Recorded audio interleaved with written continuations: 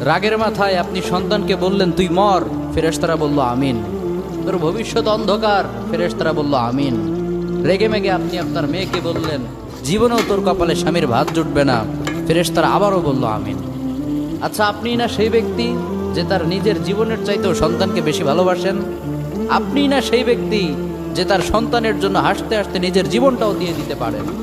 আপনি না সেই ব্যক্তি যে আল্লাহর কাছে নিজের চাইতেও সন্তানের জন্য বেশি দোয়া করে?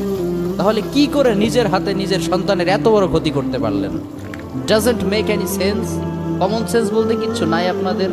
আপনারা কি জানেন না আপনাদের রাগের মাথায় বদদোয়া করাগুলো ফেরেশতারা আমিন বলে? দাওয়াতুল ওয়ালিদ আলা ওয়ালাদি, বাবা মা তার সন্তানের জন্য যেই দোয়া করে সেটা ভালো হোক কিংবা বদদোয়া হোক, আল্লাহ সেটাই কবুল করে নেয়। এজন্য খবরদার, নেভার কার্স ইউর চিলড্রেন। রাগের মাথায় কখনো সন্তানকে অভিশাপ করবেন না। খুব বেশি রাগ উঠে গেলে তার জন্য